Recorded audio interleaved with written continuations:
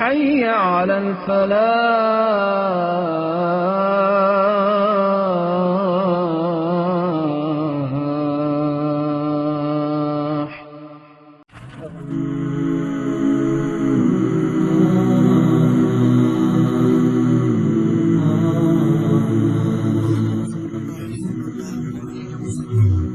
پچھلی بار ہم نے سورۃ العصر کی بات کی تھی، جہاں ہم نے دیکھا کہ نجات کا راستہ کیا ہے۔ آج ہم اس کے بالکل ساتھ والی سورۃ الہمزہ کو دیکھیں گے، اور اس میں ہم ایک دم الگ قسم کے کردار کی سائیکالوجی سمجھنے کی کوشش کریں گے، ایک ایسا کردار جس کا انجام تباہی ہے۔ تو دیکھیں، ایک طرف ہے سورۃ العصر کا وہ کردار جو نجات پاتا ہے، وہ جو دوسروں کو بھی نیکی کی طرف بلا رہا ہے۔ پھر دوسری طرف ہے سورۃ الہمزہ کا کردار، یہ خود تو کنجوس ہے ہی، لیکن جو لوگ نیکی کر رہے ہیں ان پر طنز بھی کرتا ہے۔ یہ دو بالکل اپوزٹ تصویریں ہیں جو ہمیں ایک بہت گہری بات سمجھاتی ہیں۔ تو چلیے سب سے پہلے اس کردار کے ظاہری رویے کو دیکھتے ہیں۔ آخر وہ کون سے کام ہیں، کون سے ایکشنز ہیں جو اس کی پہچان بن جاتے ہیں اور اسے دوسروں سے الگ کرتے ہیں؟ پہلی ٹرم جو آتی ہے وہ ہے حمزہ۔ اب یہ صرف لفظوں کا طنز نہیں ہے، نہیں، یہ وہ طنز ہے جو آپ کے ایکشن سے ہوتا ہے، جیسے آنکھوں سے غلط اشارے کرنا، کسی کے چلنے کا مذاق اڑانا یا نفرت سے منہ بنانا۔ تو یہ کردار اپنی زبان کھولنے سے پہلے ہی اپنے جسم سے، اپنے اشاروں سے دوسروں کو نیچا دکھا رہا ہوتا ہے۔ اور پھر آتی ہے دوسری ٹرم لمزہ۔ اچھا، اگر ہمزہ ایکشنز کا طنز تھا تو لمزہ جو ہے وہ زبان کا زہر ہے۔ اس کا کام یہ ہے کہ لوگوں میں نقص ڈھونڈے اور پھر ان کی پیٹھ پیچھے یا سیدھا ان کے منہ پر ان کی برائی کرے۔ اور دیکھیں، یہ صرف کوئی معمولی بری عادتیں نہیں ہیں۔ قرآن میں بالکل صاف صاف ان دونوں کاموں سے منع کیا گیا ہے، جیسا کہ ہم اس آیت میں دیکھ سکتے ہیں۔ یہ ایک واضح پیغام ہے کہ ایک ہیلدی سوسائٹی کے اندر ایسی چیزوں کی کوئی جگہ نہیں ہے۔ لیکن سوال تو یہ اٹھتا ہے کہ آخر کوئی ایسا کرتا کیوں ہے؟ اس طنز کے پیچھے کی سائیکالوجی کیا ہے؟ سورس ہمیں بتاتا ہے کہ یہ اصل میں ایک ڈیفنس میکینزم ہے۔ یہ جو کنجوس لوگ ہیں، یہ چاہتے ہیں کہ دوسرے بھی ان کی طرح کنجوس بن جائیں۔ کیوں؟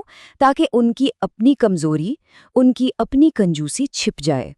اور یہ مثال یہ اس سائیکالوجی کو بالکل واضح کر دیتی ہے کہ جب سب کی ہی ناک ٹیڑھی ہو تو پھر کوئی کسی کو بدصورت نہیں کہہ سکتا، ہے نا؟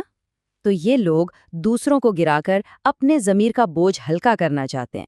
جب یہ کسی کو نیکی کرتے دیکھتے ہیں نا تو انہیں اپنی کمی کا احساس ہوتا ہے، اور اس احساس سے بچنے کا سب سے آسان طریقہ کیا ہے؟ طنز کرنا۔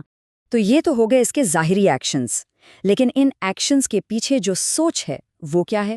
اب ہم اس کردار کی اندرونی دنیا میں جھانک کر دیکھیں گے، جہاں دولت کا دھوکہ، دولت کا فریب اس کے ہر عمل کی بنیاد ہے۔ اس کے مائنڈ سیٹ کو ہم 3 سٹیپس میں سمجھ سکتے ہیں۔ سٹیپ 1، بس ہر طریقے سے دولت جمع کرتے جانا۔ سٹیپ 2، اسے بار بار گننا، اس کے حساب کتاب میں لگے رہنا، اس کی محبت میں گرفتار رہنا۔ اور سٹیپ 3، جو سب سے خطرناک ہے، یہ یقین کر لینا کہ بس یہی دولت ہے جو اسے ہر چیز سے بچا لے گی۔ اور بس یہی ان کا سب سے بڑا دھوکہ ہے۔ وہ یہ سوچنا شروع کر دیتے ہیں کہ ان کی یہ دولت انہیں ہمیشہ کی زندگی دے دے گی۔ انہیں لگتا ہے کہ پیسہ انہیں موت سے بھی بچا لے گا، حساب سے بھی بچا لے گا، ہر چیز سے بچا لے گا۔ قرآن اسی مائنڈ سیٹ پر سوال اٹھاتا ہے، کیا تم بڑی بڑی یادگاریں اس لیے بنا رہے ہو اور ایسے محل تعمیر کر رہے ہو جیسے تمہیں ہمیشہ یہیں رہنا ہے؟ یہ انہی لوگوں کی سوچ ہے جو یہ بھول چکے ہیں کہ یہ دنیا تو ٹیمپریری ہے۔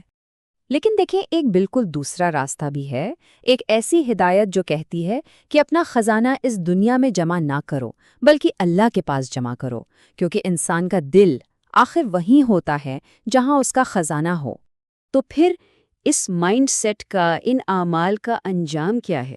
سورت ہمیں بتاتی ہے الحطمہ، یعنی کچل ڈالنے والی آگ۔ سورت اس پورے فریب کو، اس پورے دھوکے کو صرف ایک لفظ میں توڑ دیتی ہے، کلا، یعنی ہرگز نہیں۔ یہ ایک فائنل جواب ہے اس سوچ کو کہ دولت انہیں بچا سکتی ہے۔ اور اس انجام کا نام کیا ہے؟ الحطمہ۔ اس لفظ کا مطلب ہی ہے وہ جو کوٹ کوٹ کر، کچل کر، ریزہ ریزہ کر دے۔ اس کا نام ہی اس کی شدت بتانے کے لیے کافی ہے۔ اور پھر قرآن ہماری توجہ کھینچنے کے لیے ہم سے ایک سوال کرتا ہے، اور تمہیں کیا معلوم کہ وہ کچل ڈالنے والی چیز آخر ہے کیا؟ یہ سوال ہمیں اس کی حقیقت پر سوچنے پر مجبور کر دیتا ہے۔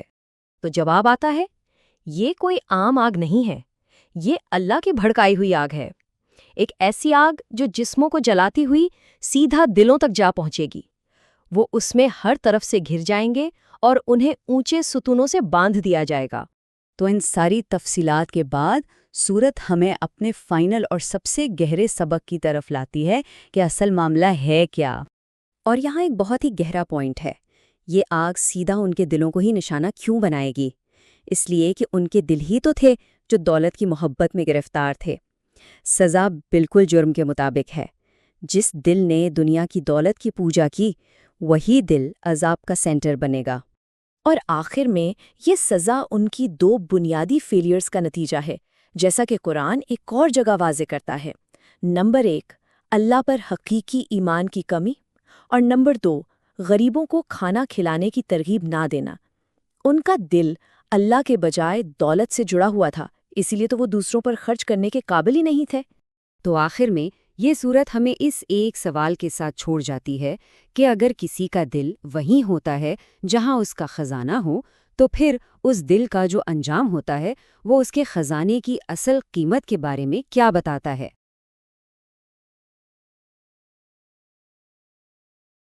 امام مالک رحمہ اللہ تعالی کا قول ہے، دنیا میں کوئی ایسا شخص نہیں ہے کہ جس سے اختلاف نہ ہو سکے سوائے آپ صلی اللہ علیہ وآلہ وسلم کے۔